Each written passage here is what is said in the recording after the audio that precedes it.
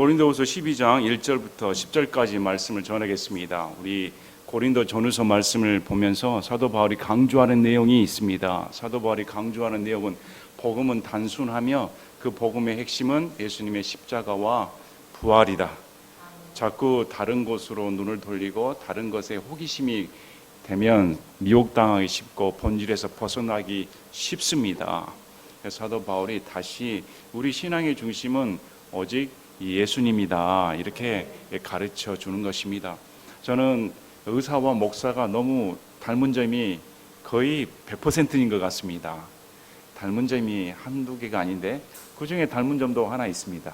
여러분, 어떤 의사가 환자에게 가장 좋은 의사가 될까요? 설문조사를 했다면 나는 이런 의사가 제일 좋습니다, 이런 의사에 치료받고 싶습니다 했을 때 가장 자기가 선호하는 의사가 누가 될까요? 실력 있는 의사입니다. 물론 의사가 온유하고 마음이 좋아 이게 환자의 마음을 보듬어 주면 좋겠죠. 금상첨화인데 그걸로 사람을 살릴 수는 없습니다. 사람을 살리는 것은 의사의 실력입니다. 실력 있는 의사가 가장 환자를 잘 볼 수가 있습니다. 목사도 마찬가지라고 생각합니다. 목사도 교리에 밝지 아니하면 성도들을 볼 수가 없습니다. 여기 목사가 인품이 훌륭하고 목사님만 보면 저는 마음이 녹아집니다, 이러면 얼마나 좋겠습니까? 근데 아마 여러분들은 목사님만 보면 마음이 닫아집니다. 네, 목사가 존재하는 이유는 바른 교리, 바른 말씀에 해박해야 됩니다. 그래서 연구해야 됩니다. 지난주에 제가 아담에 대해서 가르쳤습니다. 아담, 하나님께서는 아담과 이브라 부르지 아니하시고 아담으로 한 개체로 부르셨습니다. 그 이유가 창세기 2장 23절에 보면 아담이 이르되 이는 이제 내 뼈 중에 뼈요 내 살 중에 살이라 그녀를 남자에게서 취하였으므로 여자라 부르리라, 이렇게 아담이 말합니다. 아담은 남자입니다. 거기서 취한 존재가 여자입니다. 그래서 이 여자라는 이름은 분명히 자궁을 가진 남자라 이런 뜻이라고 제가 설명을 드렸습니다. 여기 보면 킹제임스 성경은 분명히 고딕체입니다. 고유명사를 씁니다. 아담이 유일하게 흙으로 지어졌습니다. 저나 여러분 흙으로 지어졌습니까?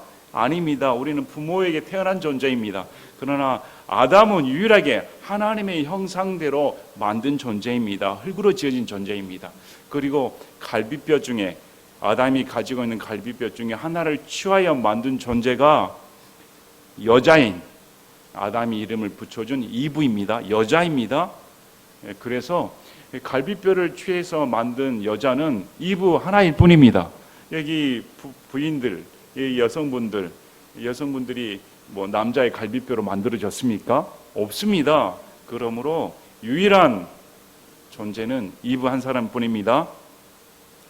제가 어떤 곳에서 교회를 갔을 때 그곳에 있는 분이 성경을 가르친다면서 이렇게 가르친 걸 들었습니다. 실제로 성경에 보니까 남자의 갈비뼈를 하나 취하여 여자를 만들었다. 그러므로 지금 여자들 갈비뼈는 24개인데 남자 갈비뼈는 하나가 부족한 23개입니다.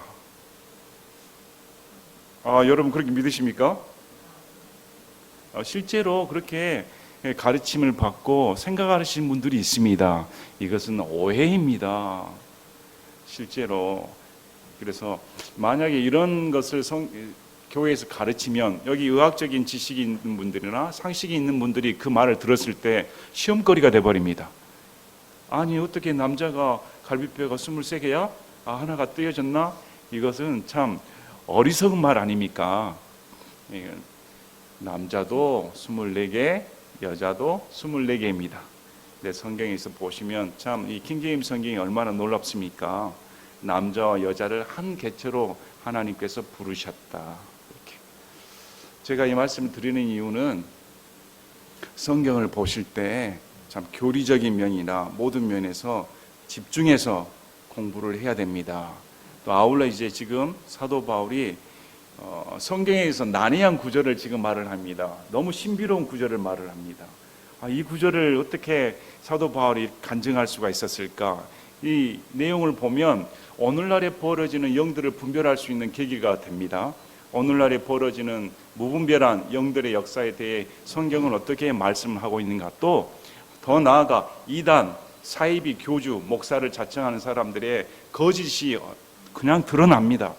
사람들이 그런 거짓 목사, 거짓 교주, 거짓 교리에 현혹되는 이유가 지금 성경에서 사도 바울이 어떻게 행동하는 것을 공부하지 못해서, 분별하지 못해서 비롯되는 것입니다. 그래서 오늘 말씀을 보시면서 정말 진정한 사도는 이렇게 행동하는구나. 예수님 믿는 사람은 무엇을 추구해야 되는가? 또 예수님 믿는 사람은 무엇을 자랑해야 되는가? 목사나 교주나 사이비 단체들, 거짓 사람들 보면 순 자기 자랑하기 바쁩니다. 나만이 성경을 해석할 수 있다. 나만이 구원에 대해서 안다. 나만이 요한계시록을 해석한다. 성경 강연회 열고, 그런 것이 얼마나 거짓인가. 우리가 다시금 눈을 열고 보셔서 거짓에 현혹되지 아니하고 진정한 신앙을 가지시길 바랍니다. 12장 1절부터 보면 이제 사도 바울이 간증을 하게 되는데, 그 앞장에서는 사도 바울의 고난에 대해서 말을 했습니다. 거짓 사도들이 고린도 성도들을 유혹하는 것에 대해 사도 바울이 진정한 사도는 예수님 때문에 내가 이런 핍박을 당했다. 이거 자랑하고 싶지 않은데 이런 하나님의 사역을 감당한다면서 이렇게 말로 표현할 수 없는, 우리가 인간으로서 이렇게 감당할 수가 있을까 할 정도의 처절한 고통과 삶을 나열해 줍니다. 이 모습은 거짓 사도들의 삶 가운데 찾아볼 수 없습니다. 현재 사이비 교주, 돈을 밝히는 목사들, 이런 사람들의 삶 가운데는 전혀 찾아볼 수 없는 것입니다. 이것이 거짓과 진짜의 구별점이다. 이렇게 말을 하면서 다시 지금 이 장면에서는 고난을 증언하는 게 아니라 자기 체험을 말을 합니다. 이 사도 바울이 이 체험만큼은 아마 다시 예수님 보실 때까지, 예수님 볼 때까지 절대로 입을 열지 않으려고 했던 사실입니다. 절대로 이것만큼은 입을 열려고 하지 않았는데 어쩔 수 없이 거짓 사도들이 너희들을 꿰물어 내가 이 간증을 할 수밖에 없다. 사도 바울이 기쁜 마음으로 간증을 하는 것이 아닙니다. 자기를 내세우기 위해 간증을 한 것이 아닙니다. 너무 속상하고 이런 마음을 밝히는 것이 안타까운 마음에 이걸 간증을 하는 것이지, 자기를 드러내려는 마음은 일점 하나도 찾아볼 수가 없습니다. 이런 마음을 가지시고 지금 살펴보시기 바랍니다. 자랑하는 것이 물론 내게 유익하지 아니하지만 내가 주의 환상들과 계시들로 나아가리라.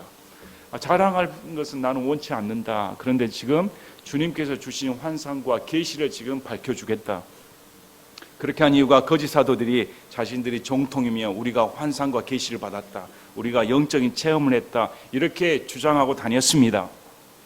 그들의 체험이 사람들의 귀를 솔깃하고, 야, 진정한 사도구나, 하나님께서 얼마나 사랑하셨으면 저런 체험을 주셨지, 사도 바울과 비교가 안 되구나, 사도 바울은 그런 체험도 없어, 이렇게 불리시겠다는 겁니다.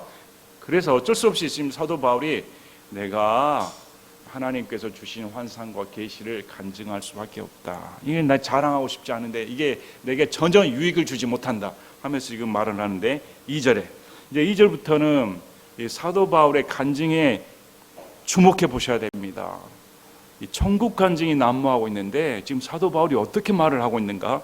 내가 그리스도 안에 있는 한 사람을 알았는데 그 사람은 14여 년 전에 셋째 하늘로 채어 올라갔느니라. 이 2절 9절을 보시면 그리스도 안에 있는 한 사람 이렇게 말합니다. 물론 이 사람은 지금 사도 바울입니다. 사도 바울이 이렇게 간증하는 이유는 우리가 알다시피 자신을 내세우지 않기 때문입니다. 우리가 간증을 한다면 내가 이렇게 간증을 합니다. 내가 언제 사람은 여기 간증을 시켜보면 순 그런 소리를 많이 할 때가 있습니다. 그래서 저는 누가 간증을 한다 하면 싫어합니다. 간증은 자기를 내세울 때가 많으니까 아무리 예수님 내세운다 해도 내가가 나올 수밖에 없습니다. 그런데 지금 사도 바울은 그리스도 안에 있는 한 사람, 예수님 안에 있는 한 사람, 예수님께 사로잡혀 있는 사람, 예수님이 주인이라고 지금 말씀을 하고 있습니다. 그 사람을 알았다. 자기를 소개하는 말이 예수님 안에 있는 한 사람, 그 사람에 불과합니다. 근데 그 사람이 14년 전에, 사도 바울이 언제 어느 때에 셋째 하늘에 올라갔을까 의견이 분분합니다. 어떤 분은 아라비아 광야 생활을 했을 때, 또 어떤 분은 루스드라에서 돌 맞아 죽임을 당했을 때, 아마 그때 하나님께서 채여서 올라가게 했을 것이다. 이 채여 올라간다는 말은 우리가 여기서 휴거를 볼 수가 있습니다. 하나님께서 그냥 낚아채서 올려버립니다. 언제 지금 사도 바울이 이런 체험을 했을까요? 연대를 생각하면 알 수가 있습니다. 지금 고린도 후서를 쓰는 연대가 AD 56년경입니다. 그러면 AD 56년경에서 14년을 빼면 됩니다. 그러면 AD 42년경이 됩니다. 여러분, 사도 바울이 1차 선교여행을 언제 출발했을까요? 1차 선교여행은 AD 46년경입니다. AD 46년에서 48년이 1차 선교여행 기간입니다. 그러므로 루스드라에서 돌 맞아 죽을 뻔할 때 올라간 거 아닙니다. 어느 때였을까요? 그가 다소 지역에 있을 때입니다. 우리 사도행전 9장 28절에서 30절을 보면 사도 바울이 예루살렘에 드나들 때 목숨의 위협을 받았습니다. 그래서 30절에 형제들이 그것을 알고 그를 가이사랴로 데리고 데려갔다가 다소로 보내지라, 다시 고향으로 보냈습니다. 그래서 고향에서 약 8년에서 10년간 다소 지역에 있었습니다. 이러할 때 안디옥 부흥이 일어나니까 바나바가 다소에 있는 바울을 데리러 갑니다.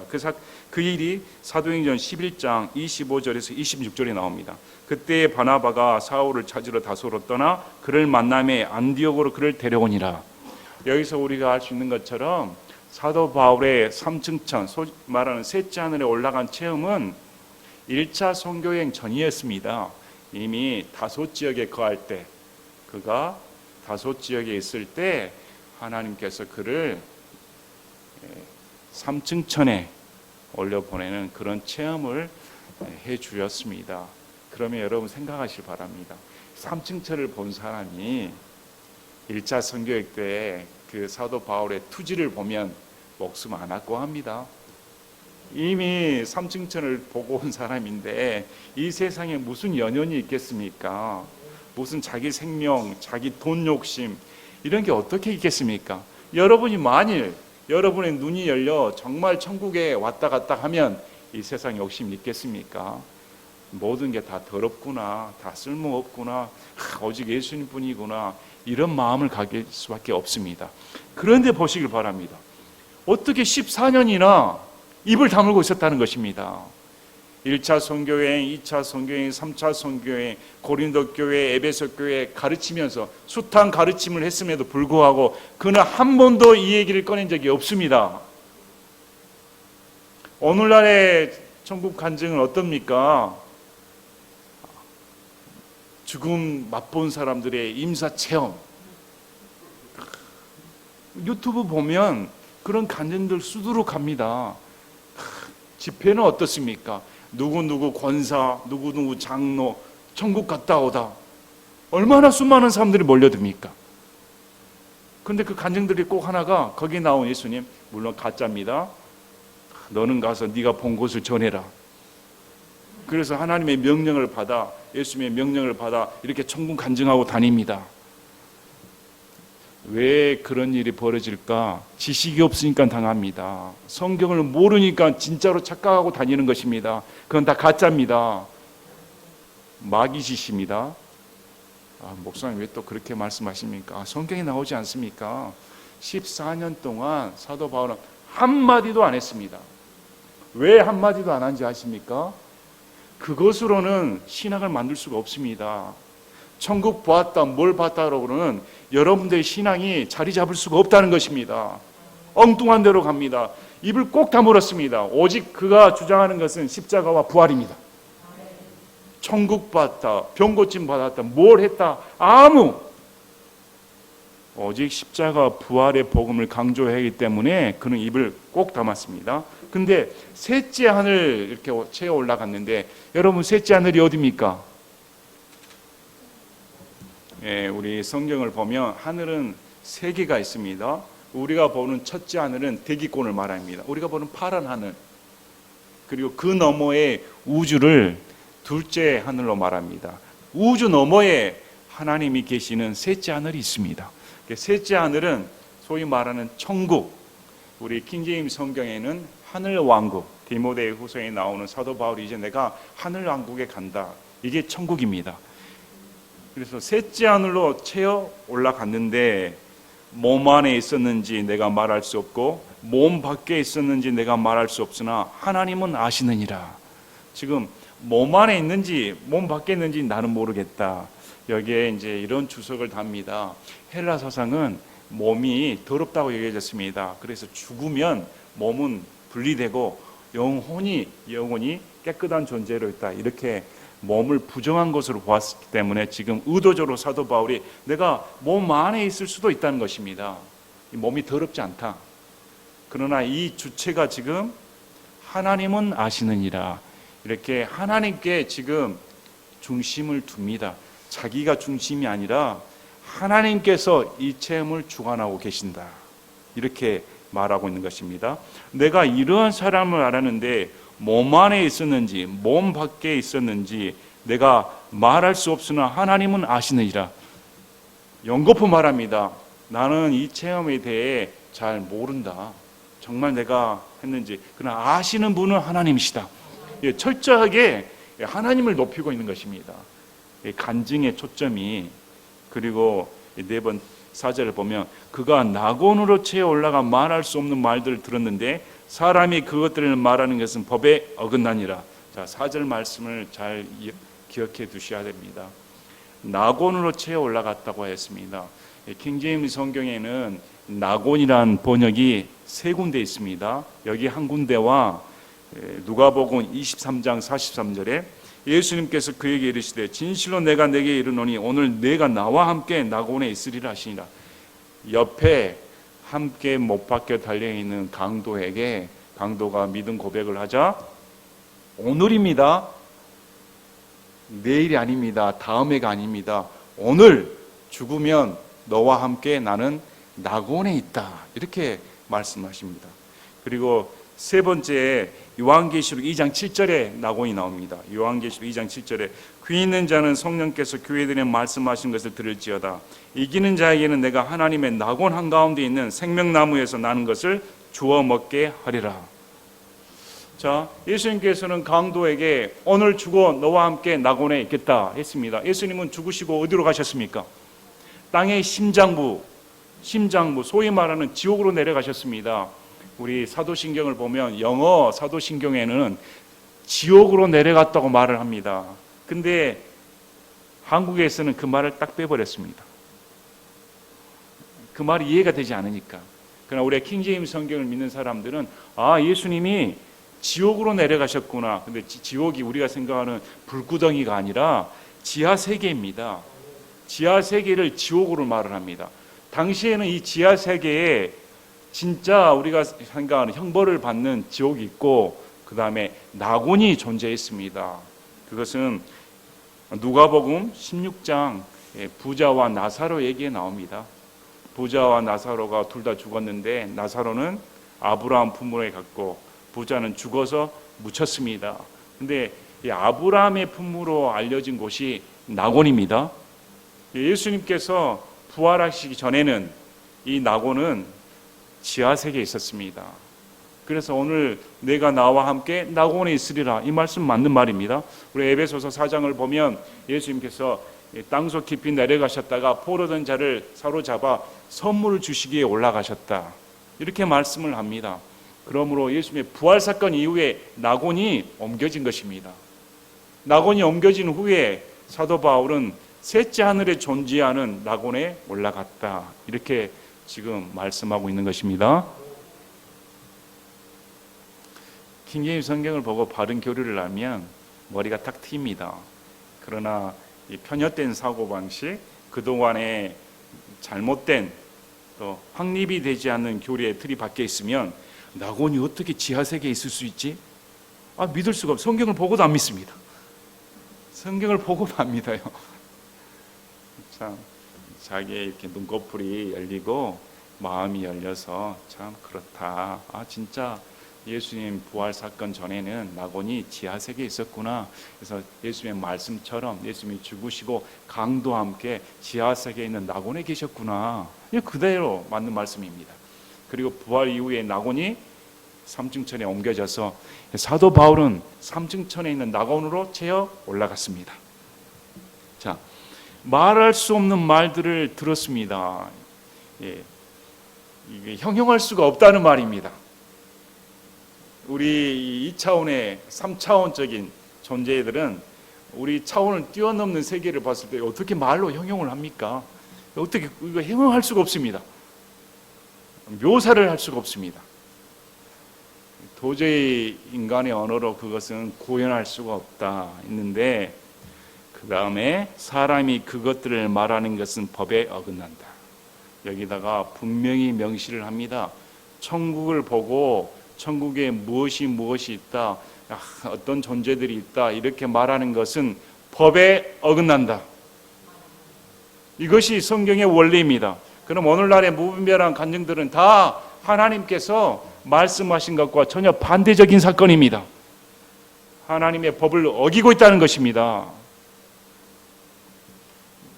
저와 여러분이 천국 안 본 거 얼마나 감사합니까? 저와 여러분이 천국 봤으면 입이 근질근질해서요. 바로 그냥 모여라 딱. 참 법에 어긋납니다. 자, 천국 간증으로는 믿음을 얻을 수가 없습니다. 성경에는 분명히 말씀을 합니다. 누가복음 16장 31절에 부자가 죽어서 너무 힘든 지옥에 있으니까 아브라함의 간청을 하지요.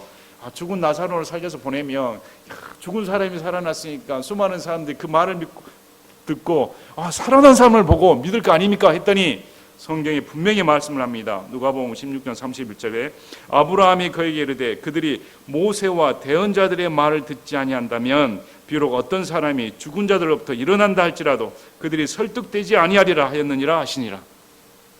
죽은 자가 살아나고 여러분의 가족이 죽었다 살아나도 안 믿는다.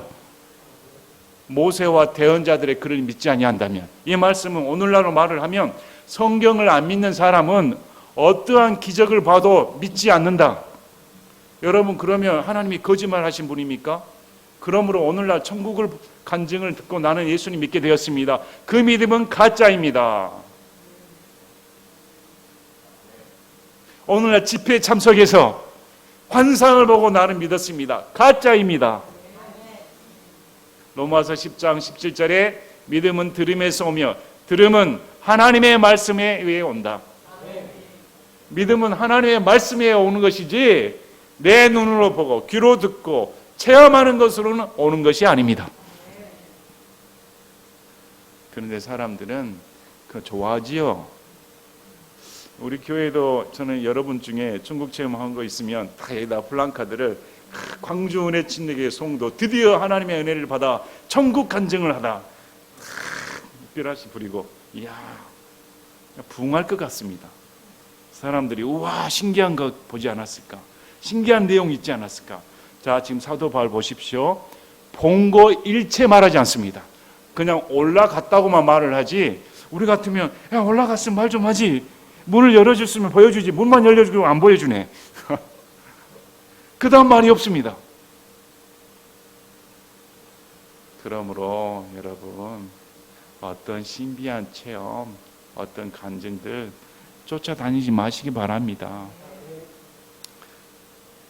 보면 지옥에 가는 무슨 크리스찬 믿는 사람도 지옥에 간다. 지옥에 갔더니 목사, 권사, 성도들이 11조 떼어 먹었더니 지옥에 있더라. 그래서 간증하는 사람한테 나한테 꼭 부탁했다. 11조 안 내면 지옥 가니까 반드시 11조 내라고 말해. 근데 많은 사람들이 그걸 믿습니다. 이 교리에 서 있지 않으니까, 신앙의 지식이 없으니까 그런 말 들으면 야 11조 안 내면 지옥 가는구나. 참 어리석다 생각합니다. 우리가 무엇 때문에 천국 갑니까? 11조 안 내서 지옥 갑니까? 우리가 잘해서 천국 갑니까? 우리 행위는 아무 상관없습니다. 예수님의 피 때문에 가는 것이지. 구원받은 사람이 어떻게 지옥 갑니까? 그런 말은 하나님을 모독해도 어마어마하게 무시하게 모독한 것입니다. 그 말은 내 자녀가 와가지고 내가 먹여주고 입혀주고 학교 보내주고 다 있는데 왜 날 버리셨습니까? 여러분 그 자식입니까? 그것은 절대 해서는 안 되는 말입니다. 그런 말은 절대 해서는 안 되는 겁니다. 그래서 그런 천국 간증을 보면 꼭 그걸 사로잡습니다. 잘못하면 지옥 가. 믿음으로 가는 나라가 아니야. 너희 행위를 보고 결정을 해. 그래서 그건 마귀 교리입니다. 마귀의 꼬임수인 겁니다. 절대 그런 게 넘어가지 마십시오. 오늘 말씀에 분명히 말하시길 바랍니다. 그걸 말하는 것은 법에 어긋난다. 그러므로 사도 바울이 말하지 않도록 하나님께서 명령하셨기 때문에 입을 꼭 다물고 있었던 것입니다. 그래서 오늘날 그것을 하나님께서 나한테 말하고 명령을 내리셔서 난 발설하고 있다 하면 그 사람은 가짜입니다. 마귀에 사로잡힌 사람입니다. 근데 실제로 우리 가운데 하나님의 은혜 가운데 셋째 하늘 볼 수 있습니다. 하나님께서 은혜를 주신다고 하면 그러나 그것이 우리 신앙에 결코 도움이 된다 이렇게 단정 지을 수는 없다는 것입니다. 우리가 성경 말씀대로 보시면서 야 그렇구나 이런 그래서 사도 바울이 이걸 입을 꽉 담은 이유가 뭡니까? 십자가와 부활에 대해서 벗어나 버리기 때문에 그렇습니다. 지금 사도 바울은 오로지 십자가와 부활입니다. 그래서 저도 여러분이 그의 못이 박히도록 가르칩니다. 예수님 십자가를 아십니까? 우리가 정말 예수님의 십자가에 달린 예수님을 얼마큼 아십니까? 구원이 전부가 아닙니다. 구원 받았다 하면 나를 위해 달리신 그분의 사랑이 어느 정도인가 알아야 될 거 아닙니까? 그런데 엉뚱한 것에 관심 많습니다. 그래서 이런 것은 비성경적이며 성경의 가르침과는 전혀 상관이 없습니다. 그래서 이것은 말하는 것은 법에 어긋난다. 그러므로 거짓 사도들의 간증은 가짜라고 지금 사도 바울이 말하고 있는 것입니다. 내가 14년간 이렇게 입을 다물고 있고 거기에 대해 발설하지 않는 것은 하나님의 법에 어긋나기 때문에 나는 꽉 참고 있는 것이다. 근데 다른 종류의 그런 거짓 사도들, 거짓 교주, 거짓 사이비들 보시기 바랍니다. 얼마나 떠벌리고 다닙니까? 그래서 그것은 가짜다 이렇게 말합니다. 그래서 자 5절에 이러한 자에 관하여는 내가 자랑하겠으나 나 자신에 관하여는 나의 연약한 것들 위해 자랑하지 아니하리라. 자 이러한 것에 자에 관하여는 내가 자랑하겠다. 참 사도 바울은 하나님으로부터 계시를 직접 받은 사람입니다. 갈라디아서 1장 11절에서 12절에도 사도 바울이 계시에 대해 말을 해줍니다. 갈라디아서 1장 11절 12절 그러나 형제들아 내가 너희에게 확실히 알리노니 내가 선포한 복음은 사람을 따라 나지 아니하였느니라. 나는 그것을 사람에게서 받지도 아니하고 배우지도 아니하였으며 다만 그것을 예수 그리스도의 계시에 의해 주어졌느니라. 사도 바울은 복음을 누구에게 배운 적이 없습니다. 12사도로부터 배우지도 않았습니다. 그는 계시를 직접 받은 사람입니다. 예수님이 직접 가르쳐준 유일한 사도입니다. 특히 교회의 신비를 가르쳐준 사람입니다. 이방인과 유대인이 율법의 장벽이 허물어지고 교회 몸 안에서 하나의 예수님의 지체이다. 이 교회의 신비를 가르쳐준 사람이 사도 바울입니다. 그것은 누구에 배운 게 아니라 예수님으로부터 직접 계시에 의해 받았다. 그러면 사도 바울처럼 자랑할 것이 뛰어난 사람이 어디 있습니까?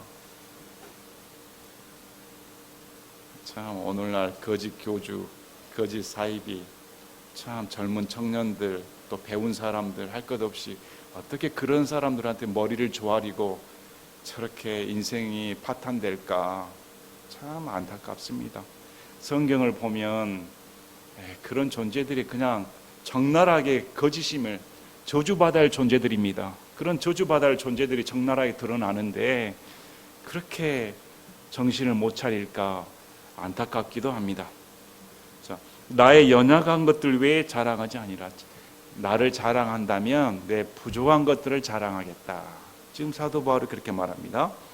내가 만일 자랑을 해도 어리석은 자가 되지 아니하리니 이는 내가 진실을 말할 것이기 때문이라. 자, 내가 자랑해도 이런 사실이 있다는 것을 자랑해도 어리석은 자가 되지 않는 것은 이건 진짜 사실이다. 나는 거짓말하는 사람이 아니다. 14년 전에 나는 올라갔다. 채에 올라가 다른 사람이 보지 못한 놀라운 것을 보고 온 사람이다. 이것은 진실이다 이렇게 말합니다. 그러나 어떤 사람이 몸소 나를 보고 판단하는 것 이상으로 혹은 나에 관하여 듣는 것 이상으로 나에 대해 생각할까 염려하여 이제 그만두노라. 참 사도 바울이 얼마나 고린도 성도들 이 편지를 읽고 있는 사람들을 배려한지 알고 있습니다. 내가 주인공이 되지면 않는데 내가 주인공이 돼서 이런 간증을 했다가 여러분들이 나를 정말 사도 바울 같은 존재가 없구나. 사도 바울을 우상시해버린다는 것입니다. 사도 바울이 자신이 생각한 수준보다 더 이상으로 여러분들이 생각할까 봐 나는 그런 존재가 아닙니다. 나를 더 높게 평가하지 마시길 바랍니다. 이제 자랑 안 하겠습니다. 참 여러분 이런 거 배워야 되지 않습니까? 이런 점을. 이것은 성경에 드러나 있습니다. 우리 사도행전 10장 23절에서 26절을 보면 베드로도 동일하게 말합니다. 사도행전 10장 23절에서 26절을 보면 베드로가 고넬료 집안에 가는데 고넬료 집안 사람들이 베드로 앞에 넙죽 엎드립니다. 경배를 하려고 합니다. 했더니 베드로가 안 된다는 것입니다. 나한테 경배하지 말라는 것입니다. 그리고 그가 하는 말이 베드로가 그를 일으키며 이르되 일어서라 나도 사람이라. 베드로가 나한테 경배할 필요 없어. 난 특별한 존재가 아니야. 나도 너처럼 그냥 연약한 사람이야. 사도 베드로면 그만한 경배를 받아야 되지 않습니까? 제가 옛날에 유명한 목사 집회를 갔는데 그분이 집회를 인도할 때 엄청난 큰 교회입니다. 그 교회의 담임 목사가 그분 앞에 쪽지를 건네는데 쪽지를 건넬 때 이렇게 드리는 게 아니라 무릎 꿇고 기어서 옵니다. 무릎 꿇고 이렇게. 내가 깜짝 놀랐습니다. 그러면 집회를 인도하는 목사가 어떻게 해야 됩니까? 당장 이렇게 세워야 되죠. 근데 거기 있는 이 집회를 인도하는 목사나 꿇고 다니는 목사나 성도들이나 아무렇지도 않다는 것입니다. 참 완전히 잘못된 것입니다. 이 목사도 사람입니다. 제가 환자를 보다가 몸이 좀 안 좋으니까 약을 먹었습니다. 그랬더니 환자분이 원장님도 약을 드세요? 그래서 제가 저는 사람 아닙니까? 옛날에 실제로 목사는 화장실도 안 가는 줄 알았답니다. 동일한 사람입니다. 동일한 연약한 사람들입니다. 뭐 목사라 해서 뛰어나게 경배받아야 되고 우러러봐야 되고 이런 거 없습니다. 단지 하나님께서 여러분의 지도자로 세워주시고 말씀을 전하는 존재로 권위를 부여해 주셨기 때문에 하는 것이지 연약하고 여러분과 동등한 존재일 뿐입니다. 자, 이 모습은 사도행전 14장 8절에서 18절에도 나와 있습니다. 사도행전 14장 8절에서 18절. 루스드라의 어머니 태서부터 불구가 되어 걸은 적이 없는 사람이 있습니다. 그런데 바울이 그를 똑바로 바라보고 병 고침 받을 만한 믿음이 있음을 보고 큰 소리로 이르되 네 발로 똑바로 서라 하니 그가 고침을 받아버렸습니다. 그랬더니 사람들이 신들이 사람들의 모양을 우리게 내려왔다. 나면서부터 걸은 적이 없는 사람을 동네 누구를 내가 알고 있는데 아무개를 알고 있는데 우리 마을에 방문했던 이 사람이 걷게 해버렸으니 이건 신들이 하늘로부터 내려와가지고 이런 기적을 베푼다 해가지고 사람들 몰려들어 바나바는 주피터, 바울은 머큐리, 로마의 신들의 이름을 댑니다. 그래서 희생물을 가지고 그 사람들 앞에 데리려고 하니까 이들이 14절에 사도들 곧 바나바 바울이 이 말을 듣고 자기들의 옷을 찢으며 그 사람들 가운데 달려들어가 소리질러 어떻게 이런 일을 행하느냐 우리도 너희와 같은 성전을 가진 사람들이라. 옷을 찢고 말렸습니다. 그러나 이단 교주들 보시기 바랍니다. 사이비 교주 보시기 바랍니다. 수만 명, 수십만 명 집회한다 해놓고 머리 조아리게 합니다. 자기가 하나님의 계시를 받은 사람이다. 자기가 참 이런 성경을 조금이라도 안다 하면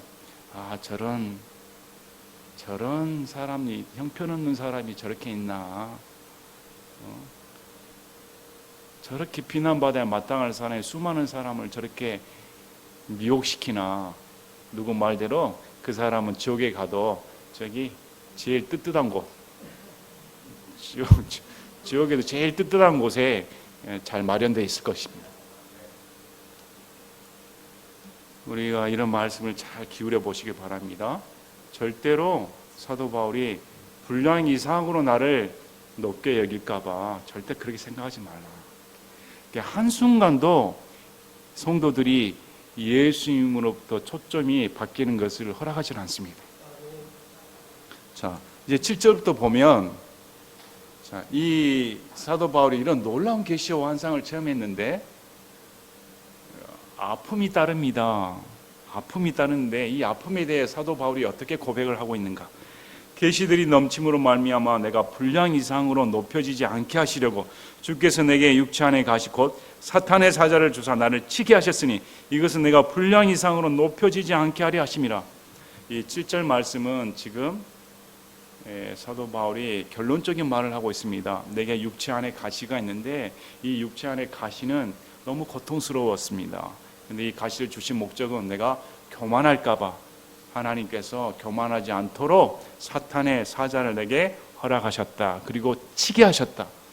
이 육체 안의 가시입니다. 육체 안의 가시기 때문에 육체 안에 있는 질병이 틀림없습니다. 바깥으로부터 오는 고난이라 이게 아닙니다. 자신 안에 있는 가시는 찌릅니다. 아픕니다. 빼버리고 싶습니다. 손에 가시 하나 박혀가지고 오면 그 작은 가시 때문에 아파가지고 쩔쩔맵니다. 고름이 생기고 또 염증이 생기고 붓고 퉁퉁하고 조그만 가시도 이 빼버리면 금방 나을 텐데 가시가 사라지지 않습니다. 근데 이 육체 안의 가시가 내게 존재한다. 지금 사도 바울은 이 육체 안의 가시에 대해 명확하게 말을 하지는 않습니다. 그래서 많은 학자들이 안 지릴 것이다. 사도 바울은 시력이 안 좋았다. 또는 당시 유행했던 말라리아에 걸렸을 것이다. 간질병이다. 갖가지 추측이 있습니다. 추측일 뿐입니다. 추측일 뿐이고 사도 바울은 육체 안의 가시에 대해 명확하게 말하지 않는 이유가 뭘까요? 또 사람들이 거기에 생각할까 봐. 왜 그렇게 몰두한지 모르겠습니다. 그냥 사도 바울은 이 가시가 있는데 이건 사탄의 사자다. 하나님께서 왜 사탄의 사자를 허락할까요? 하나님의 종인데, 사도인데. 어느 날 잘못 귀신론, 마귀론에 빠진 사람들을 보시기 바랍니다. 예수님 믿는 사람은 마귀 같은 달 수 없어. 예수님 믿는 사람은 감기도 귀신이 나고 합니다. 배만 아파도 귀신 물러가라. 그렇게 실제로 신앙생활 하는 사람 많습니다. 그런 엉터리에 빠지시면 헤어나질 못합니다. 그런데 하나님께서 사도 바울에게 사탄의 사자를 허락하셨다. 하나님의 허락하에 행해지는 일입니다. 이 일로 인해 그것이 내게서 떠나도록 내가 주께 3번 간청하였더니, 3번 간청하였다는 말은 딱 3번 기도했다는 말이 아니라 그만큼 사도 바울이 최선을 다해 기도했다는 것입니다. 우리 예수님도 3번 기도하셨습니다. 3번이란 말은, 그래서 간청했다는 말은 사도 바울이 얼마나 괴로웠겠습니까? 얼마나 괴로웠으면 하나님 제발 이것 좀 빼주시길 바랍니다. 이것이 없으면 내가 더 훨훨 날아 마음 편하게 몸 편하게 더 하나님의 사역을 감당할 수 있을 텐데 이것이 내게 너무 걸림돌입니다. 제발 제거해 주시길 바랍니다. 했더니 9절에 그분께서 내게 이르시되 내 은혜가 내게 족하도다. 나의 강한 능력은 약한 데서 완전하게 되느니라 하셨느니라. 여러분, 질병에 걸리면 얼마나 힘듭니까? 제발 이 질병만큼 없어졌으면 얼마나 좋겠습니까? 왜 하나님 안 들어주십니까? 사도 바울은 기도에 응답을 받았습니다. 그 기도 응답은 사도 바울이 원하는 기대와 전혀 달랐습니다. 고쳐주는 것이 아니었습니다. 오히려 내게 준 은혜가 충분하다. 내게 준 은혜라면 그만한 고통은 참을 수 있다. 내게 준 은혜가 충만하다면 그만한 고통은 너에게 문제되지 않는다. 그러면서 하신 말씀이 나의 강한 능력은 약한 데서 완전하게 된다. 너가 약하니까 내 강한 능력이 완전하게 드러난다. 이렇게 말을 했습니다. 그러니까 지금 사도 바울이 병이 고침받은 것이 아닙니다. 여전히 아픕니다. 아픈데 이 말씀을 듣고 오히려 크게 기뻐했다. 크게 기뻐했다는 것입니다. 크게 기뻐하며 나의 연약한 것들을 자랑하리니 이것은 그리스도의 권능이 내 위에 머물게 하려 함이라. 하나님부터 그 응답을 받자마자 하나님 그런 감사합니다. 내가 이 질병 가운데 이 아픔 가운데 하나님의 능력이 온전하게 된다면 저는 제 연약함을 자랑하겠습니다. 그리스도 안에 있는 이 강함이 드러난다면 얼마나 기쁜 일입니까? 오히려 병을 자랑하겠습니다. 오늘날 성도들이 병을 자랑합니까? 오늘날 여러분들은 뭘 원하십니까? 나는 이것이 너무 부족해. 나는 이것이 연약해. 나의 약점은 남에게 밝혀주고 싶진 않아. 뒤에 보시기 바랍니다. 그러므로 내가 그리스도를 위해 연약한 것들과 치욕과 궁핍과 핍박과 고통당한 것을 기뻐하노니 이는 내가 약할 그때에 강하기 때문이라. 자, 거짓 사도들, 번영신앙, 기복신앙에 빠진 사람들은 이런 말을 들어주지 않습니다. 오히려 병이 든 것을 하나님의 저주로 생각합니다. 사업의 실패를 하나님의 저주로 생각합니다. 인생이 잘못된 것을 무조건 하나님의 저주로 생각합니다. 그래서 잘 나가다가 집이 파손되면 예배 안 들어옵니다. 잘 나가다가 병에 걸리면 창피해서 입을 꼭 다뭅니다. 병 걸린 것이 창피하다고 여기니까. 그럼 사도 바울이 부끄럽게 얘기했습니까? 사도라는 사람이, 하나님의 계시를 받은 사람이 14년 전에 그렇게 낙원까지 채워 올라간 사람이 무슨 저런 간질에 걸려 눈이 안 좋아 저런 질병 하나 못 고쳐, 남들은 고치러 다니면서 지병 하나 못 고쳐. 부끄러운 일 아닙니까? 그런데 지금 사도 바울이 자랑하겠다. 나는 오히려 이 연약한 것을 자랑하겠다. 왜? 이 연약한 것 속에 하나님의 강함이 드러나니까. 사람이 자기가 다 가졌다고 생각하면 하나님이 도와줄 수가 없습니다. 자기 힘으로 다 하는데 하나님이 어떻게 능력을 드러냅니까?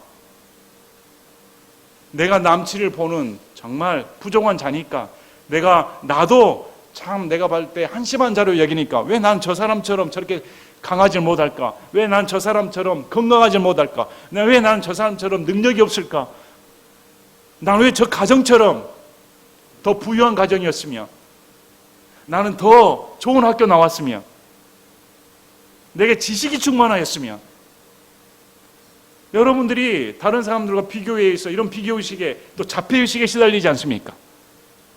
이것만 있으면 이것만 해결된다면. 근데 지금 사도 바울은 해결된 게 하나도 없습니다. 오히려 하나님께서 야, 네가 병 걸리고 네가 치욕당하고 네가 궁핍당하고 네가 모욕을 당하고 밑바닥을 드러낼 때 내가 준 은혜가 드러난다. 여러분 감사하시길 바랍니다. 여러분 마음 가운데 여러분의 연약함이 오히려 여러분의 자랑으로 지금 성경 말을 하고 있습니다. 사도 바울이 이건 부끄러운 것이 아니라 오히려 자랑거리다. 이걸 통해 예수님께서 영광을 받으신다면, 예수님의 도우심이 드러난다면, 그러므로 여러분 사도 바울처럼 여러분의 연약한 것을 오히려 부끄러워하지 마시고 자책하지 마시고 탓하지 마시고 자랑하는 여러분이 되시길 바랍니다. 그러려면 참 예수님과의 인격적인 관계가 있어야 됩니다. 참 예수님이 어떤 분이신가, 예수님이 어떤 분이신가 이런 교제가 있어야 이런 고백이 나오지 그냥 단순한 지식으로 단순한 예배를 드리면서 감격도 없이 이런 사람에게는 통하지 않는 말입니다. 진짜 예수님 안에 들어가 고난이 무엇인지 역경이 무엇인지 내 인생 가운데 예수님이 어떻게 주장을 하고 계시는지 내 지나온 삶을 봤더니 나는 그것이 해결될 줄 못할 줄 알았는데 어떻게 매 걸음걸음 하나 인도하여 주셔서 여기까지 오게 하셨을까. 진짜 하나님의 능력이었구나. 내가 포기했을 때 여러분의 인생 가운데 이게 안 된다고 생각했을 때 되는 경우가 있습니다. 그때 누구께 영광을 돌립니까?